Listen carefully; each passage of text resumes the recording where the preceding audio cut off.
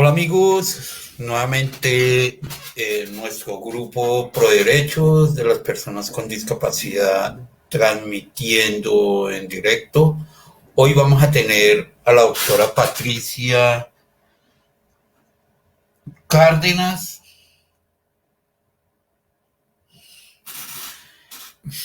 Vamos a tener a la doctora Patricia Cárdenas. La doctora Patricia Cárdenas, ella es una abogada especializada en derecho penal y administrativo, es conciliadora. La doctora Patricia Cárdenas, pues, ha hecho algunos diplomados en administración.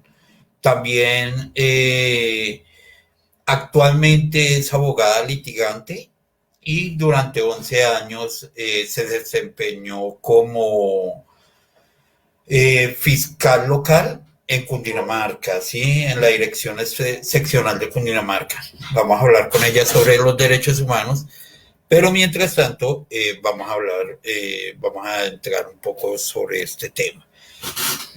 ¿Qué son los derechos humanos si nos ponemos a ver frente a la población con discapacidad? Los derechos humanos son la libertad que tienen como para poder estar o sea, es la libertad que se tiene para poder estar en un espacio, ¿sí? Y digamos, nos encontramos en la convención, ¿sí? Esto lo podemos ver en la convención y son más que son derechos morales de la persona en el cual se posee una virtud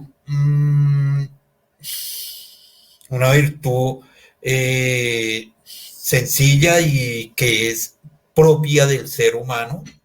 Estos derechos pues se hacen bajo una reclamación moral en la población con discapacidad y por lo general en todas las poblaciones.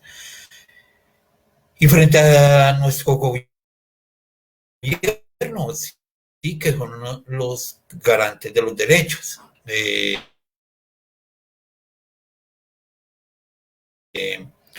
No podemos decir que de los derechos humanos, como le está pasando a nuestra población con discapacidad, sea una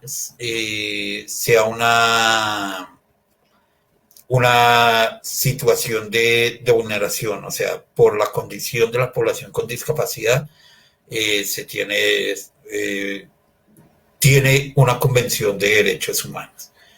Tenemos una pregunta que dice, yo tengo un hijo en condición de discapacidad y no he tenido ninguna ayuda.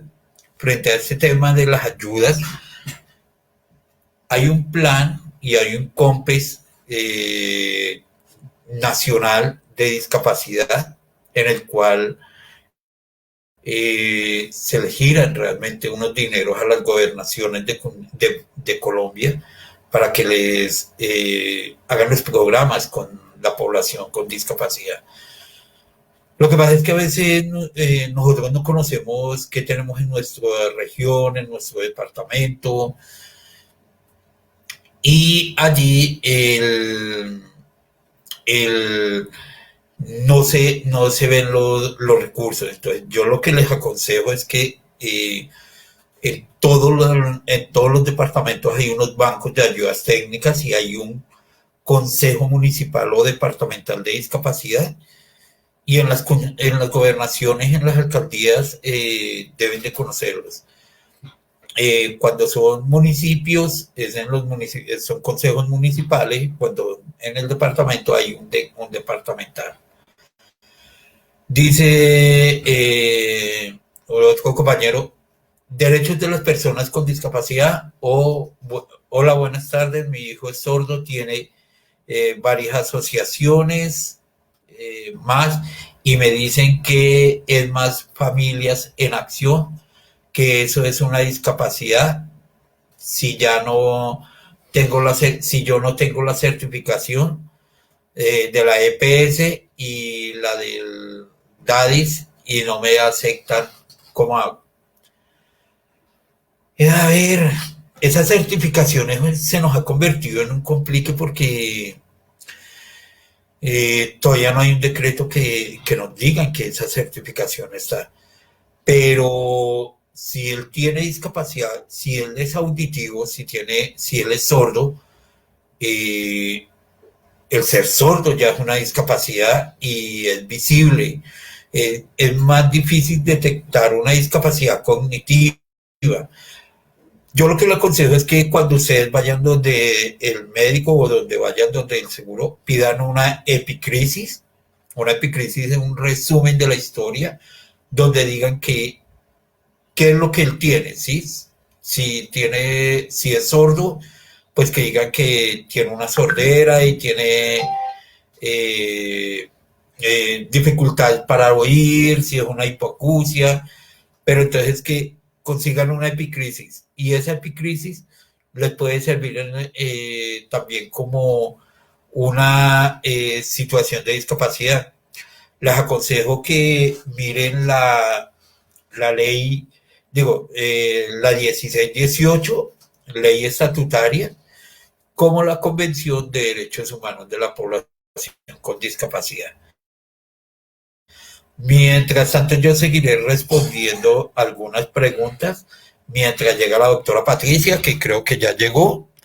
Entonces, vamos a conectarnos con ella y voy a mirar qué más que hablamos con ella. Bueno. Hola. Buenas tardes, doctora Patricia. Ángel, buenas tardes, ¿cómo estás? Bien, gracias. ¿Cómo me la ha ido? Bien, gracias. Disculpen el ruido, lo que pasa es que están aquí en el apartamento del lado en una obra ahí taladrando y entonces, bueno. Sí, mientras tanto estaba dando respuestas a algunas preguntas de la población con discapacidad, en la cual que son de Cartagena, que no tienen ayuda ni nada. Pero entonces ya presentamos a la doctora Patricia, sabemos que fue fiscal local en Cundinamarca, conciliadora, y ojo, sí me consta que concilia. Y doctora Patricia, quiero que comience pues comentándonos más sobre ustedes, ¿sí? Ok. Bueno, Ángel, muchas gracias por la invitación. Un saludo muy especial a todas las personas que en este momento se están conectando con nosotros y a los que probablemente más tarde también se conecten a escuchar aquí la grabación. Bueno, mi nombre es María Patricia Cárdenas Gil. Soy abogada, penalista y administrativista también. Como tú lo dices, efectivamente trabajé con la Fiscalía General de la Nación. Empecé allí trabajando un año como técnico judicial y me presenté allí por un concurso porque pues mi judicatura la empecé a hacer en la unidad antisecuestro simple. Allí salió el concurso para entrar a la fiscalía, me presenté, pasé y al año siguiente fui nombrada fiscal local con la Dirección Seccional de Cundinamarca, lo que permitió que ejerciera como fiscal local o fiscal delegada ante los jueces penales y municipales de diferentes municipios, como fue en Soacha, Calera, Sopó, Chuachi, básicamente en esos municipios, y tuve pues también unos encargos en Bogotá en la Unidad Nacional de Derechos de Autor y también en la unidad de descongestión. Durante prácticamente 11 años estuve ejerciendo la labor hasta el momento que por circunstancias de la aplicación de la vacuna de la influenza se generó en mi sistema inmunológico un desorden en las defensas y las defensas pues atacan una parte de mi cuerpo que fue exclusivamente la visión y por eso se presentó mi discapacidad. Pues como a grandes rasgos eso. Bueno, doctora, hoy queríamos hablar un poco sobre los derechos de la población con discapacidad. Sí. Y nos gustaría saber qué son los derechos para la población con discapacidad. Bueno, yo creo que los derechos son como las herramientas o los instrumentos que la misma organización legal de un Estado ofrece no solamente a las personas con discapacidad, sino a todas las personas para ejercer las garantías a las cuales, valga la redundancia, se tiene derecho, a las garantías que podemos acceder. Eso sería básicamente. Y, doctor, bueno, frente a esto, ¿por qué existen algunas poblaciones que necesitan en especial estos derechos? ¿Sí? Ok, es importante y de acuerdo también de pronto enlazándolo con la pregunta anterior, es importante tener en cuenta que existe un tipo de población o un grupo de personas que requieren una protección especial o requieren una regulación legislativa especial dadas condiciones específicas. Es el caso, bueno, eso lo podemos evidenciar en el artículo 13 de la Constitución, donde se habla de una especial protección que debe asumir el Estado a aquellas personas que por su condición económica, física o mental se encuentran en una manifiesta condición de debilidad. Entonces, cuando esto se determina, es necesario generar como una protección especial, y esa protección especial, pues de hecho, genera en consecuencia una legislación especial. No sé si se está escuchando a pesar del ruido, Ángel. Sí, señora, sí se escucha. Okay. Gracias. Bueno, esto significa que... ¿Cómo? Esto significa que tienen unos derechos más que lo de la comunidad convencional o en general. No te escuché la pregunta, perdóname. Significa que la población específica tendría unos derechos diferentes o tendría más derechos a la población convencional o población general. Yo creería que sí, dada la misma condición especial de estos tipos de poblaciones y específicamente hablando de la población con discapacidad, podemos hablar de una protección que es más amplia, más específica, más especial, que surge primeramente de la misma Convención Internacional de los Derechos de las Personas con Discapacidad, y de ahí emana la regulación en los diferentes países que acogen o que ratifican esa convención, adecúan esta convención a su propia legislación. En el caso de Colombia se adecúa, por eso tenemos la ley 1618, que es prácticamente la que viene a regular todos los aspectos de la convención, la que los materializa. Con anterioridad la 1347 del 2009, 13 del 2009, que fue por la cual se ratificó el Estado colombiano en esa convención. Y así se van generando un sinnúmero de leyes, decretos, acuerdos, ordenanzas, dependiendo la autoridad que los proclama, para la efectiva ejecución y el efectivo goce de esos derechos que se encuentran plasmados en ese orden legal o en esa regulación legislativa. Ok. Ahora nos toca así por la parte virtual y todo lo que nos llega de los alrededores de nuestras casas, ruidos y de todo, pero así nos toca. Todos nos tenemos que ir acostumbrando a todas esas cosas.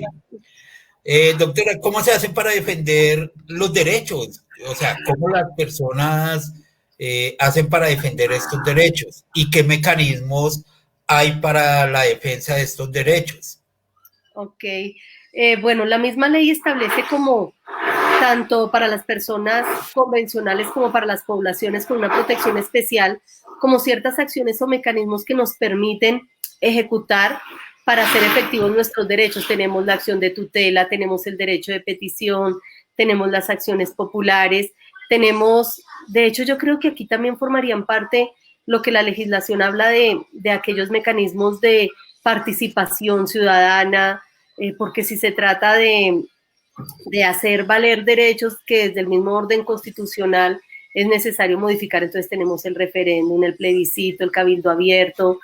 Todas esas son acciones que de una u otra manera los ciudadanos podemos ejercer en un momento determinado claro que con requisitos específicos que la misma ley establece, para dar lugar al cubrimiento y la protección de los derechos que se encuentran regulados en la legislación colombiana. ¿Y cuáles serían estos mecanismos para ejercer los derechos? ¿Qué mecanismos hay? Bueno, los que te acabo de decir, por ejemplo, para efectos de que se restablezca o se restituya un derecho fundamental vulnerado, pues tenemos la acción de tutela, que se ha convertido como en un mecanismo muy eficaz para efectos de restituir o evitar que se siga vulnerando un derecho fundamental. El derecho de petición, o sea, toda persona tiene derecho a ejercer o elevar peticiones respetuosas a la administración y a las entidades particulares y con la respectiva posibilidad de ser efectuados o que no sean respondidos también dentro de un término específico, ¿no? Que es el término de 15 días, pero que pues por efectos de los decretos reglamentarios por las circunstancias de pandemia que nos encontramos viviendo, pues términos que se han ampliado tanto en la acción de tutela como en los derechos de petición. Creo que esos dos son los mecanismos como más usuales o a los que comúnmente, como diríamos en el argot popular, les echamos mano. Pero bueno, también sabemos que podemos acudir a unas entidades que están encargadas de eso, como la Defensoría del Pueblo, la Personería. Son entidades que están creadas también para ejercer en nombre de los ciudadanos la efectiva protección de los derechos. Esa era la próxima pregunta, en la cual queríamos saber qué entidad son las que o sea, son las encargadas de poder que los derechos se cumplan, ¿sí? Entonces, sí, lo que usted acaba de decir, lo que son las personerías, la Contraloría, la Defensoría, pero también hay que dejar que esto se encuentre también en Bogotá, en cada una de las localidades, ¿sí? Así es, tenemos la Casa de la Mujer también. De hecho, desde el orden, digamos, hablando de la tutela, es a través de los juzgados. Los juzgados es donde se presentan las tutelas, entonces podríamos decir que son entidades también que de una u otra manera ejercen la protección de los derechos. Sí, ok, ok, y ya pasó el ruido. Sí, ya uno está como pendiente si hay o no hay ruido. Sí, está uno pendiente aquí de todo. Sí. ¿Yo a quién le puedo reclamar los derechos? O sea, ¿con quién en qué sentido yo puedo reclamarle los derechos y a quién? O sea, okay. Bueno, en esto también es importante que siempre que hablamos de derechos también debemos saber que el derecho va implícito o lleva también enlazado o coadyuvado lo que es una obligación, ¿no? Y en tratándose de todo tipo de población o de cualquier ciudadano, también debemos tener eso en cuenta, ¿no? Que tenemos derechos, pero que también tenemos deberes y obligaciones. Y estamos en un estado que es pluralista, en un estado social y democrático de derecho, donde se entiende que efectivamente como Estado ejerce o despliega toda una actividad centralizada y descentralizada por servicios, que es lo que tenemos a través de los territorios, de los diferentes departamentos, municipios.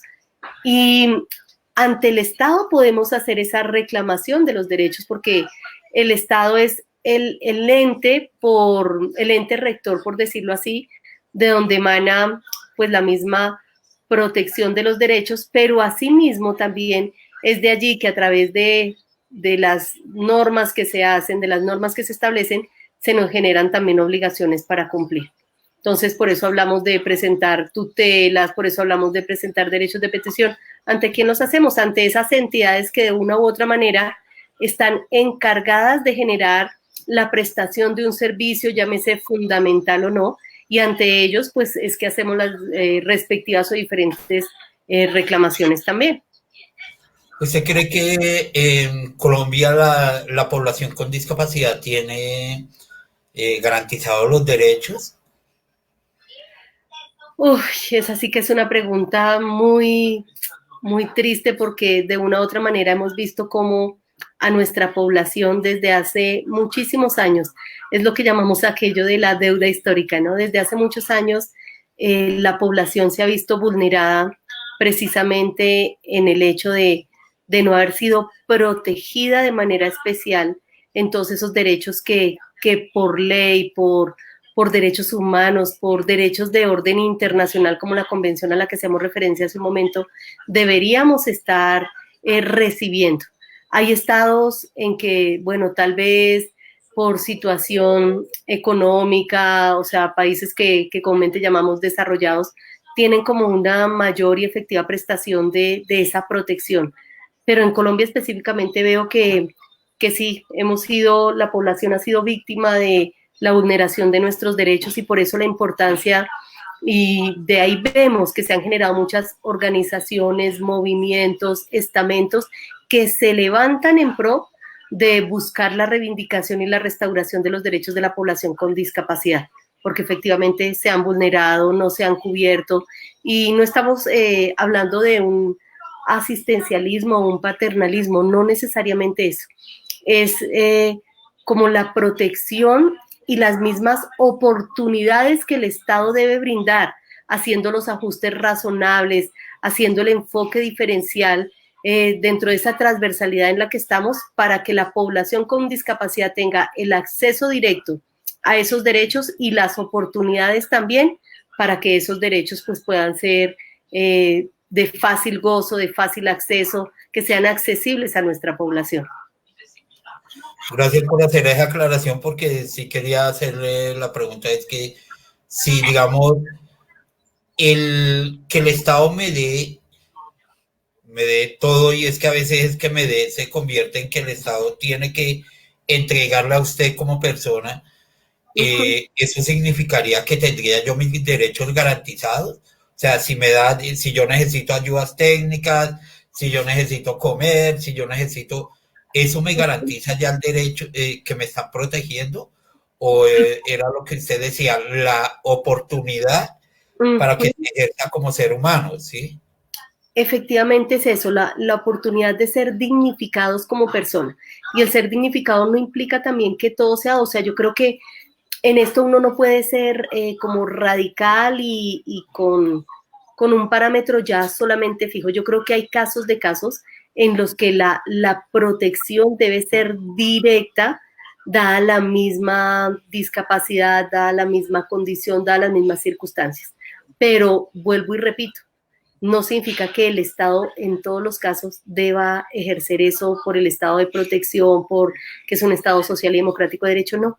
El brindar las oportunidades también es una forma en que la población pueda acceder a sus derechos. Y si nos damos cuenta, nuestra población tiene muchísimas capacidades, nuestra población tiene diversas formas de darnos a conocer, somos personas capaces, somos personas inteligentes, somos personas que de una u otra manera podemos también acceder a las oportunidades que el Estado nos brinda sin tener que estar solicitando solo, como tú dices, que me den esto, que me den lo otro, no.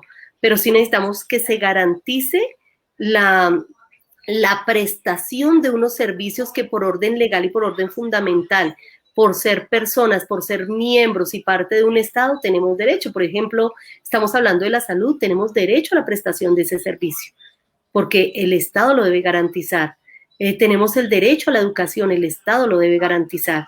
Entonces, pero sí es importante saber que no es que todo me lo den, sino que también es que se brinden, que se den las oportunidades. Vuelvo y aclaro, con las especificaciones necesarias, con el enfoque diferencial, con los ajustes razonables, con todo aquello que llamamos del diseño universal, que es eso lo que debemos también como entrar a trabajar siempre a través de las organizaciones a las cuales pertenezcamos, que efectivamente se cumplan con esos diseños, con esos mecanismos accesibles, que se dé cumplimiento a esa convención que es el marco o el parámetro para nosotros de donde se debe desprender toda la legislación que van a salvaguardar, esa legislación que va a proteger, salvaguardar y darnos la oportunidad de defender nuestros derechos.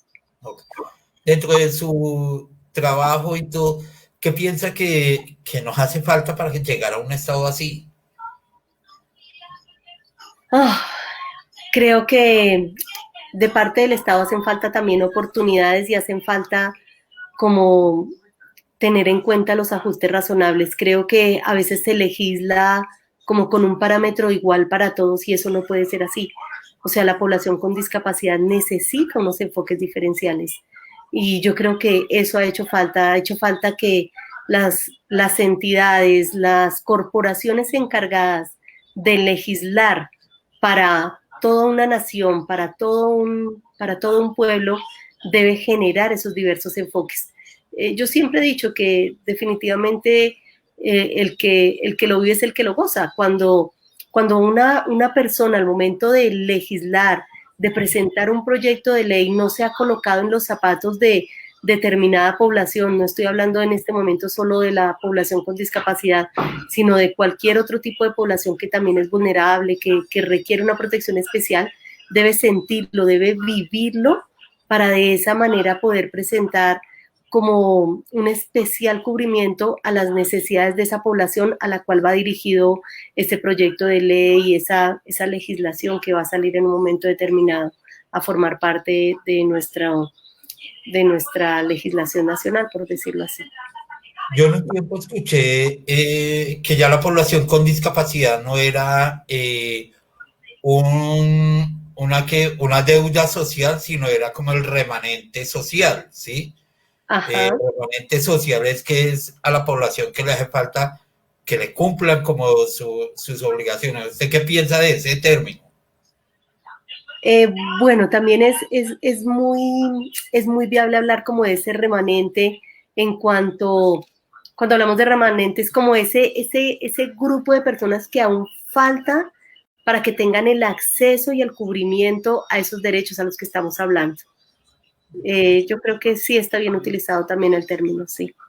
Sí, yo creo que, y es lo que he visto, que de las poblaciones que les hace falta desde lo mismo político y políticas y Sí. política, le hace falta ese remanente, esa equiparación de oportunidades. Así es. Sabemos que usted hizo un ejercicio muy juiciosa frente a lo que fue el Consejo de Bogotá. Quisieron hacer un ejercicio. Cuéntenos cómo les fue frente a ese ejercicio y, y qué sucede frente a los derechos de la misma población, ¿sí? Ok. Bueno, sí, efectivamente, a través de un movimiento que pues de pronto lo han escuchado nombrar, que se llama Movimiento Político Cinco Sentidos. Este movimiento surge hace aproximadamente 2 años con ese propósito específico de ser un movimiento que tenga como misión la reivindicación, la defensa, la restitución de los derechos de la población con discapacidad, cuidadores y cuidadoras. Y surge como esa alternativa, como esa nueva oportunidad, como esa nueva opción para poder tener el acceso directo a esa defensa de esos derechos. ¿Por qué digo el acceso directo? Porque como mencionaba en una respuesta anterior, Ángel, en la medida en que nuestra población pueda llegar a esas instancias, a esas corporaciones políticas donde emana el nacimiento de la legislación, que es la que por ende genera la protección de los derechos, es necesario estar allí, porque mientras no se esté allí volvemos a que son otras personas las que van a legislar para una población a la cual no conocen de manera directa sus necesidades. Entonces emprendimos ese ejercicio efectivamente, hicimos una lista cerrada, los candidatos, de hecho estaba yo allí como candidata en el renglón número 5, recogimos firmas acuciosamente, recogimos una gran cantidad de firmas, pero desafortunadamente pues no contamos con los recursos para en un momento determinado pagar lo que se llama la póliza de seriedad que lo exige la normatividad para poder llegar a participar directamente en los comicios electorales, íbamos para la corporación de consejo, al Consejo de Bogotá.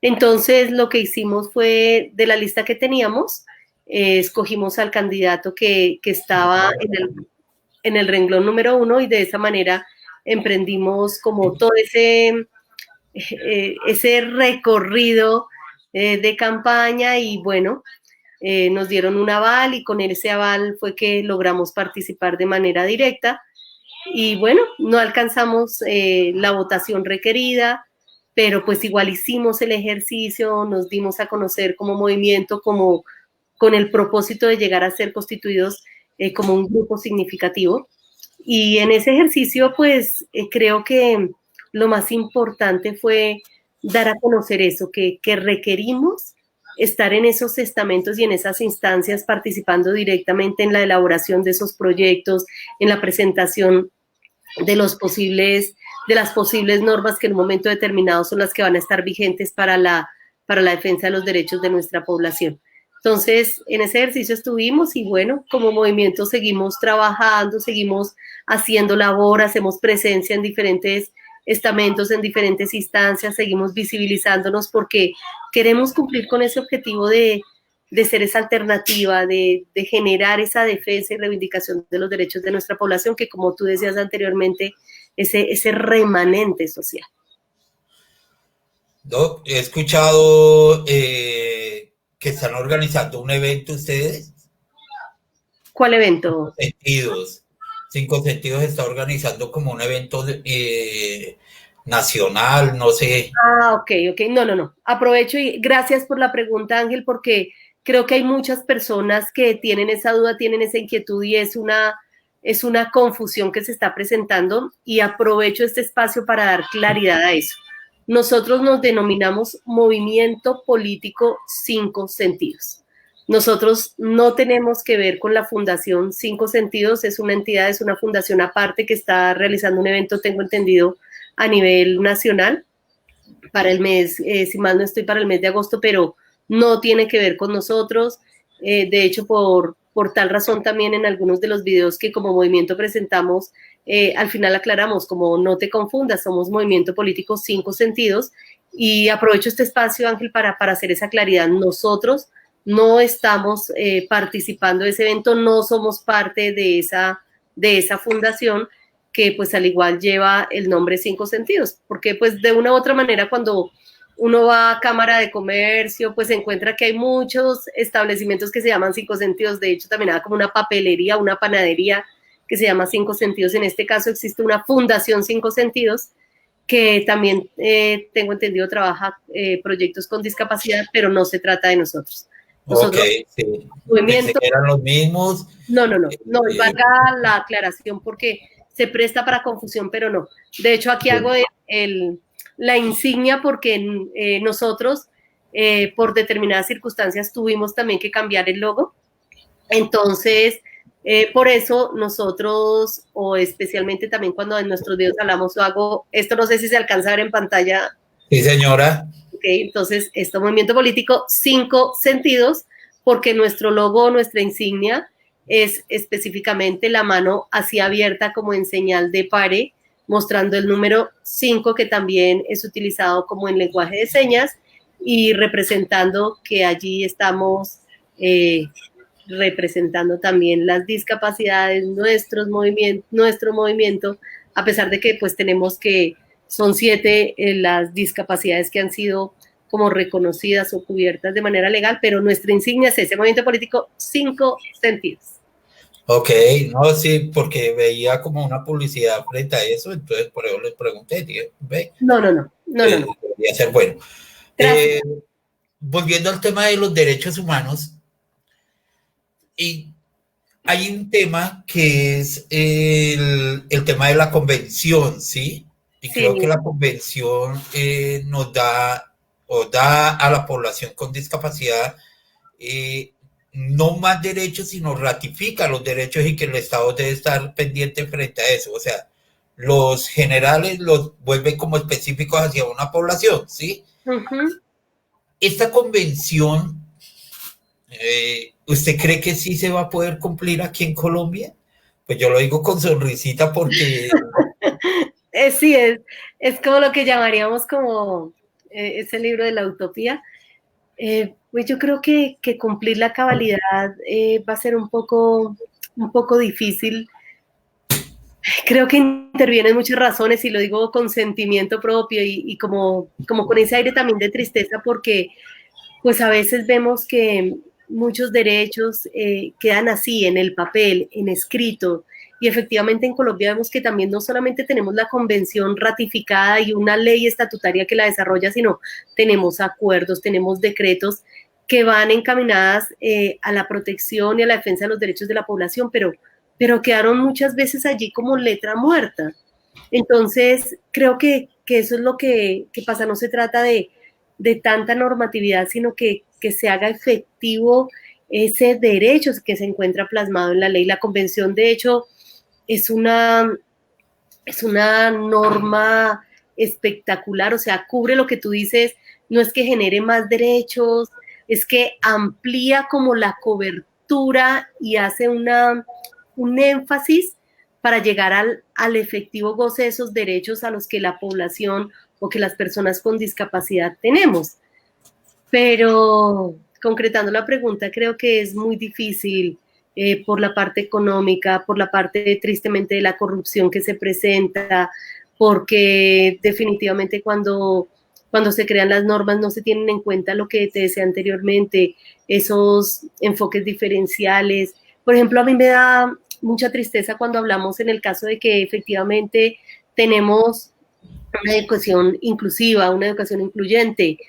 Sí, tú vas al colegio y por ley deben recibir al niño, a la niña con discapacidad, pero uno ve que los profesores no están capacitados para digamos, ejercer esa empatía, ese abordaje con esa persona.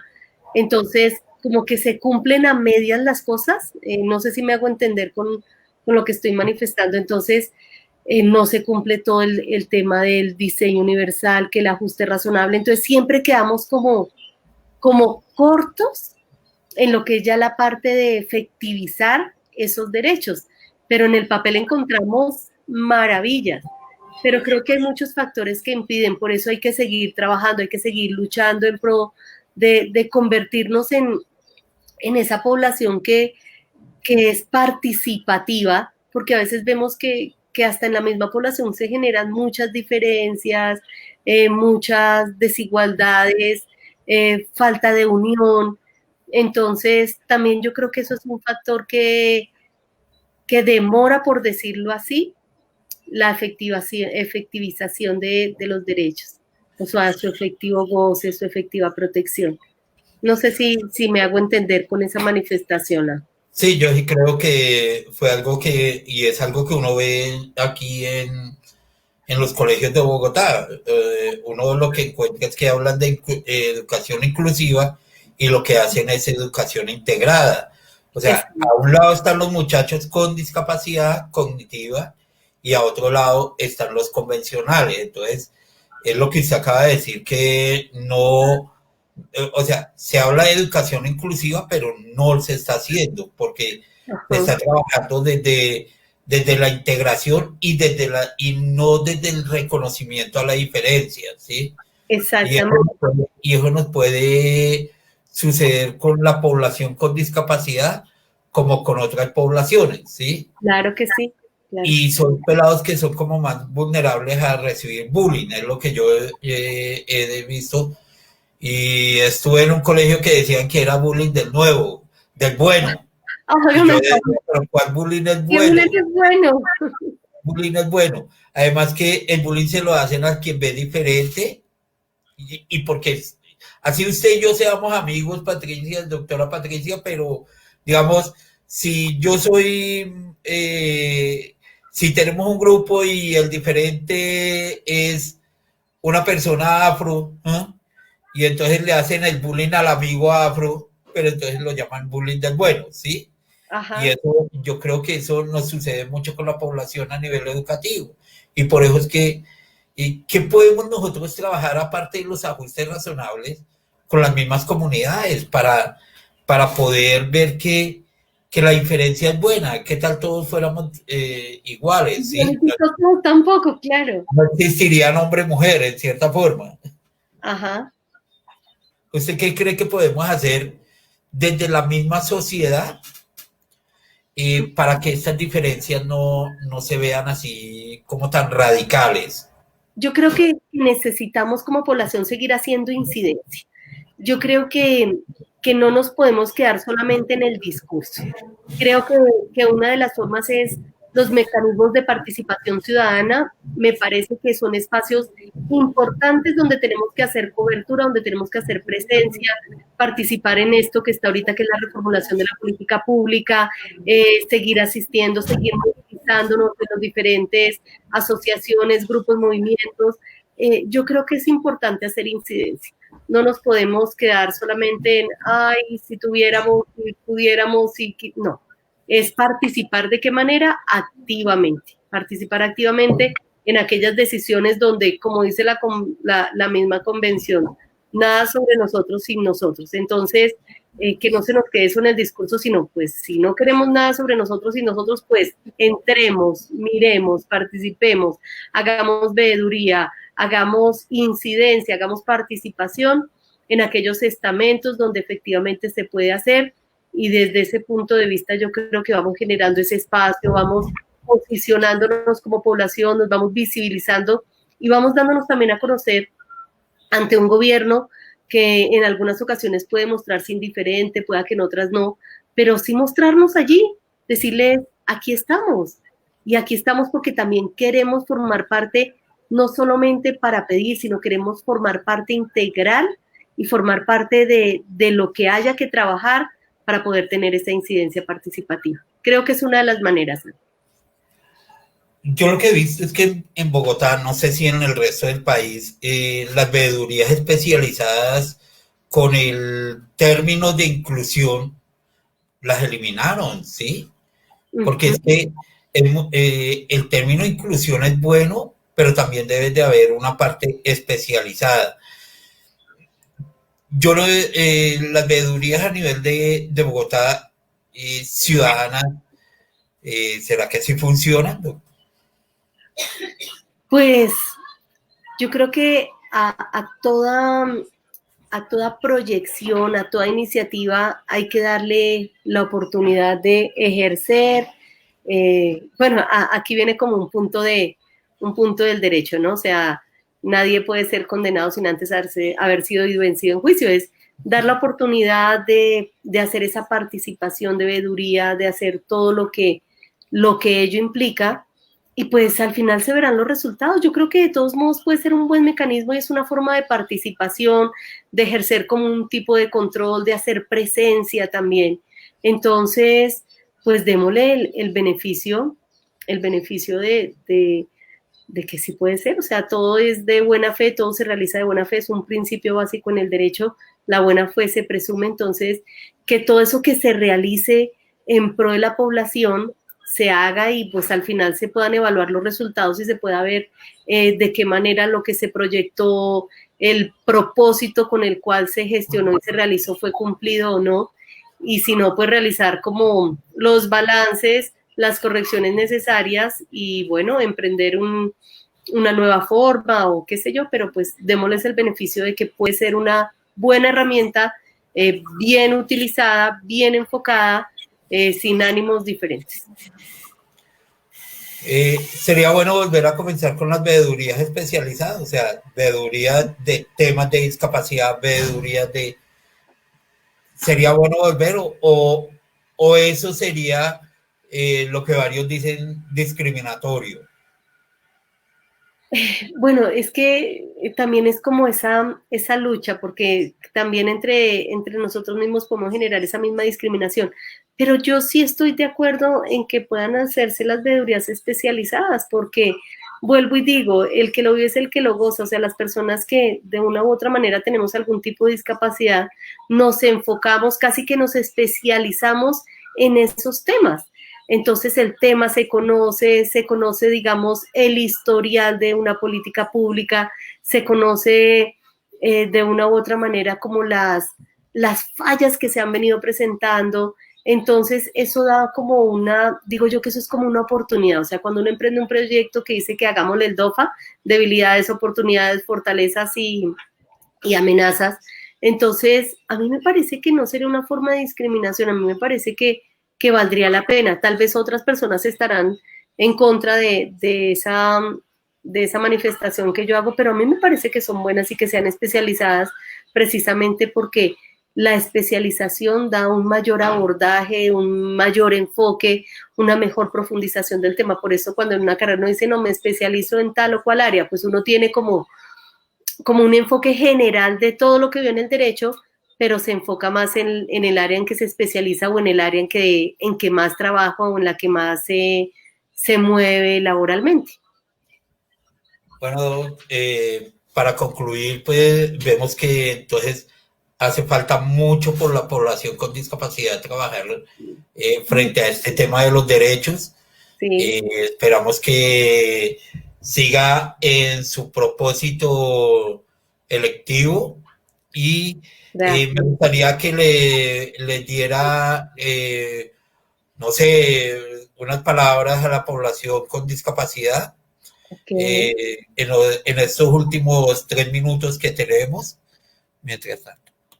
Ok, bueno, primero pues Ángel, gracias por la oportunidad, por el espacio que brindas para trabajar, para hablar en pro de la población con discapacidad, de sus derechos, de nuestras obligaciones. Tal vez tendremos después la oportunidad también de hablar al respecto, pero un mensaje especial a toda nuestra población y aún en medio de las circunstancias en que vivimos, en medio de una pandemia, de circunstancias que han generado dolor no solo a nivel de nuestra población, sino a nivel de familias enteras, dolor en diferentes enfoques que no solamente tienen que ver con la partida de personas, sino dificultades económicas.